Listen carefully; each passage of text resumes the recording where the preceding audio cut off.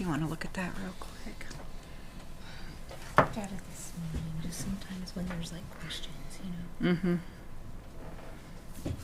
We are live on YouTube. It's 5:30, and I'd like to call the meeting of Zoning Board of Appeals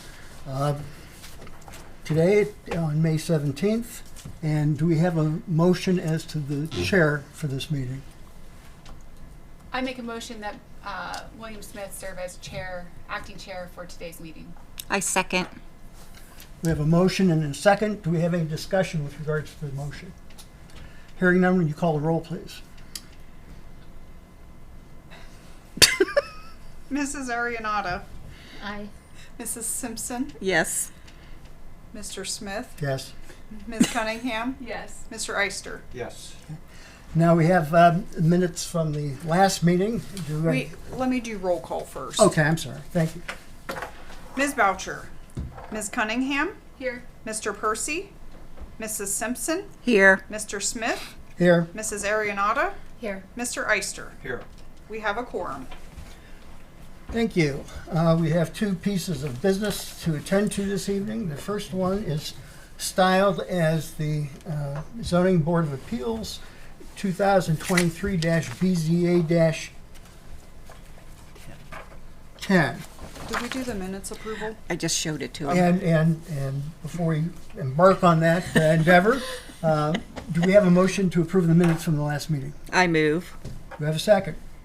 Second. Call the roll, please. Ms. Cunningham, Yes. Mrs. Simpson, Yes. Mr. Smith, Yes. Mrs. Arianata, Yes. Mr. Eister. Yes. Thank you. Now we're going back to case item number 2023-BZA-10, which is a request for a variance to include making a parking canopy larger in the area than the 35% of the gross floor area of a primary structure. Is there someone who would like to speak in favor of that request for variance? Yes. Would you come forward, please? Raise your hand to be sworn. Do you swear to tell the truth, the whole truth, and nothing but the truth as you shall answer unto God or penalty of perjury? I do. Okay. Tell us why you're requesting this variance. Tell us who you are, please. No, Yes, just please. tell us who you are. Okay. My name is Jessica Horscotty. I'm an architect with MKC Architects out of Columbus. I am here to represent my client, which is the Knox County Board of Commissioners, and my address is 1705 Wyandotte Road, Columbus. And I affirm that my testimony is truthful to the best of my knowledge and ability, so help me God, or under penalty of perjury. Great. So I'm here to speak about the parking canopy variance request at the West Chestnut site that is part of the larger Transit Authority project for development on the west side of town. I was here That way? a month or so ago about the larger structure that is going to function for the operations of the transit center. This site is to function for the maintenance and storage of vehicles. The exhibit that's up on the screen, I also have printouts. Would it be helpful to hand out printouts? Probably because this is not displaying correctly. Okay. This is the same thing that's up on the screen. Thank you. Here's two. Did you get two? Yeah.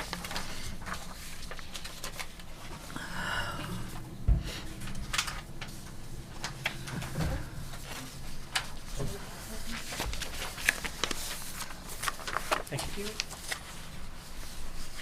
So the primary structure for this site is the one that is highlighted in blue. It is for the vehicle maintenance function of this project. The area highlighted in red is the parking canopy that's in question. The zoning code, as currently stated, the accessory structure, that is the parking canopy, is not to be exceed 35% of the area of the primary building structure. As you can see, even just graphically, it exceeds that. Our request is to have an exception to that based on the overall lot coverage for the project. This is M district, which allows for up to 85% lot coverage of impermeable surfaces. And including both structures, the parking area, we are only at 63% of overall lot coverage. The other consideration of this is with the structures, if there were a configuration where these were connected structures, we would meet the intent of the code. With the overall lot coverage, the fact that they are separate is based on keeping the parking structure away from the road and in an enclosed fenced area that is not obtrusive to the street, and can be secured.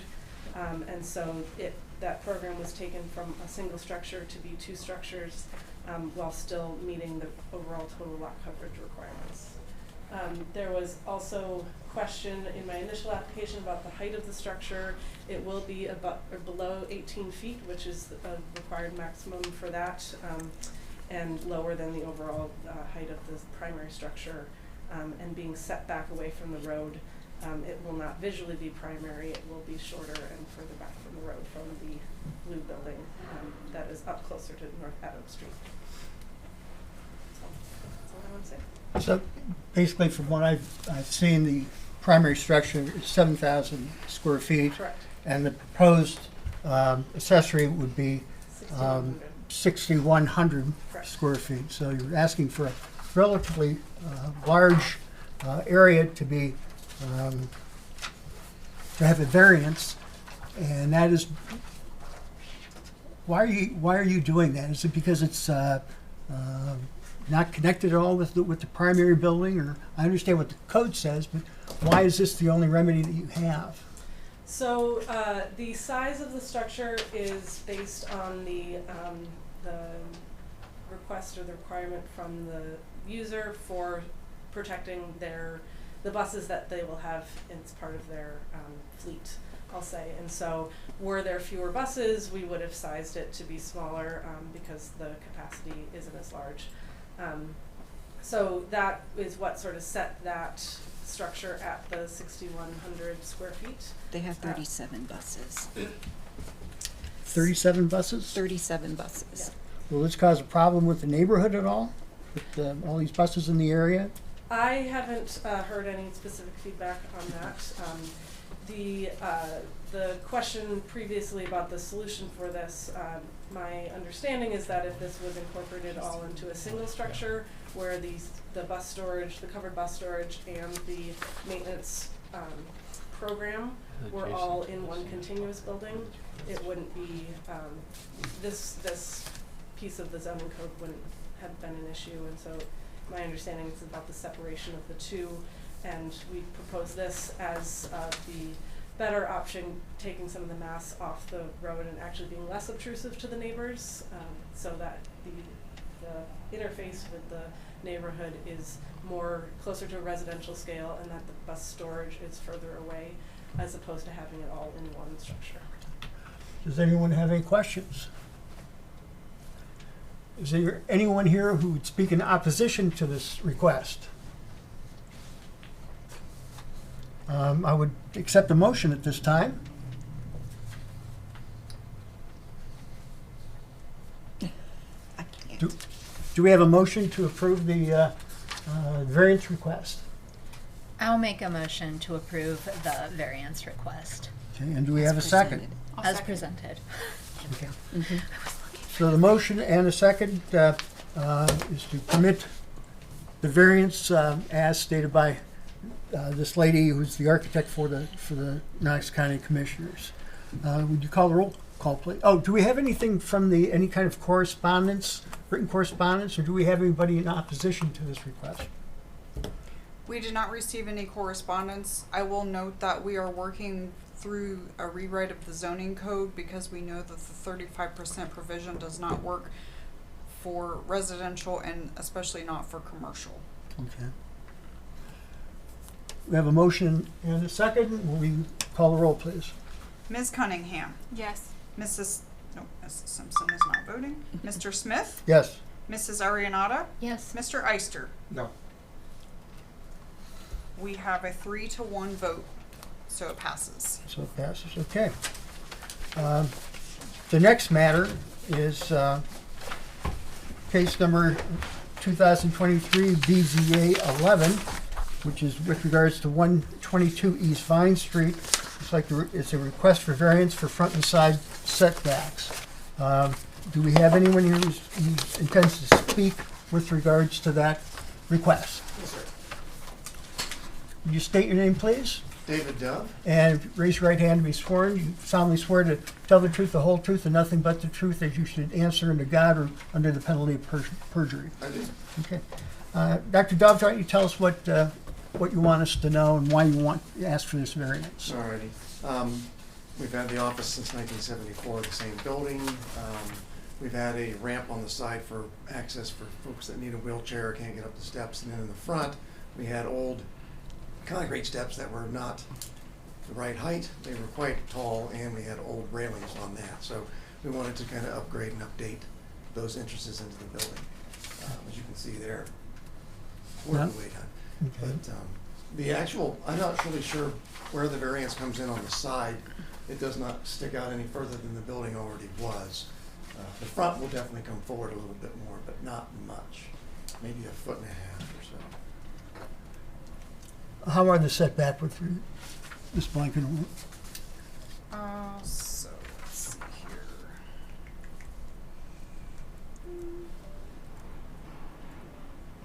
Oh, it got cut off. Let me look here.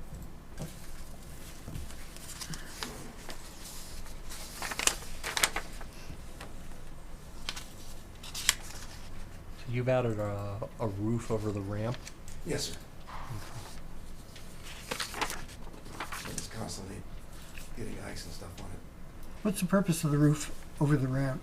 To protect the roof. It's a wheelchair accessible ramp that we're trying to help people in and out. And it's just with that old building, we always had snow melt, getting ice on the ramp. It was really hazardous, actually. So that was the main reason.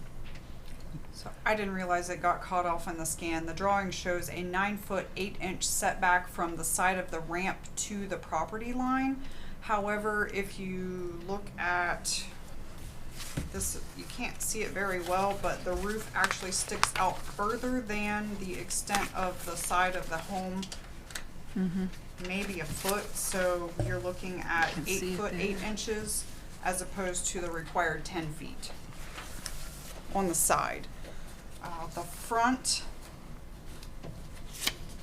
he had noted the existing window, which are these ornamental windows, are 34 feet to the curb. When I did a measurement to the property line on the auditor's site, its approximate measurement was about 15 feet. Yeah, I didn't know where the property line was. It's technically supposed to be 30, however, these older neighborhoods were not built to that standard. The home just to the east of this property has about the same setback, and then the former church building to the west is a 0 foot Plot line. setback. It's the front of the brick is on the sidewalk, or right at the sidewalk. So he, in fact, is asking for a setback requirement as to the roof that's going in Yeah. Yes. from, what's the statutory setback requirement? 10 feet. It's supposed to be 10 feet. Okay. And his is, what, 8.5. We'll say 8.5 feet. 8.5 feet?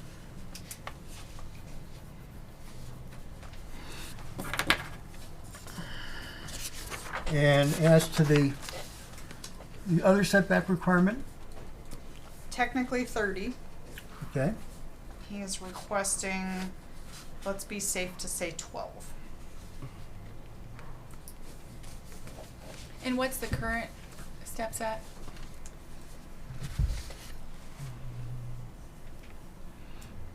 Let me pull up the auditor's site and pull a new measurement.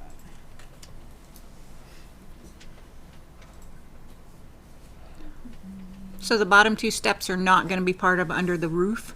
Cause I see the joists going up, The overhang will just cover it. Just cover it. just cover the bottom two steps? Okay.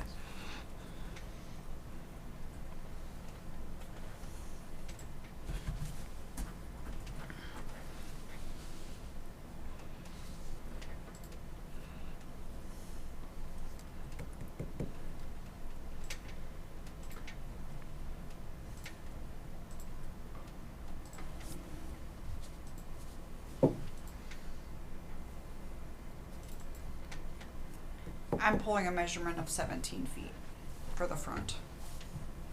currently. Okay, so basically what we're looking at is a variance of the setback requirement from 10 feet to 8 feet, 8 inches, did you say?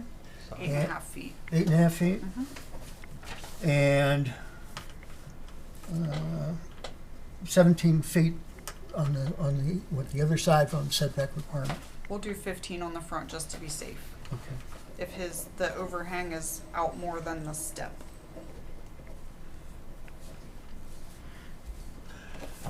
Does anyone have any questions of Dr. Dubb? Is there anyone who'd like to speak, also speak in favor of the motion?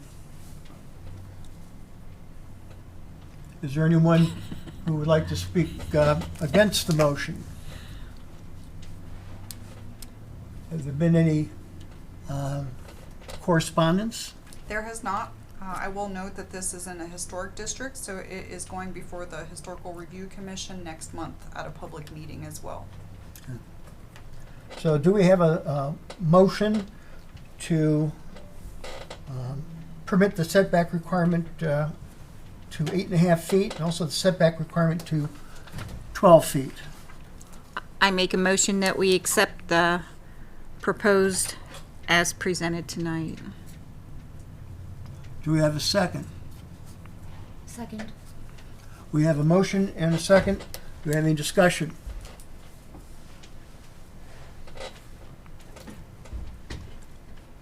Call the roll. Call the roll, please. Ms. Cunningham. Yes. Mrs. Simpson. Yes. Mr. Smith. Yes. Mrs. Arianata. Yes. Mr. Eister. Yes. Okay, the motion has passed. Do we have any further matters that the zoning board of appeals needs to consider? We do not. So accept the motion to adjourn. So moved. Second. All in favor, say aye. Aye. We are adjourned. You didn't ask for opposed, Bill. My ride won't be here till 6, so. Well, you Drag this out a little. by all means, you just go ahead and sit. We gotta start talking about war stories. I got locked in here the last time this happened. That was not as easy as you think.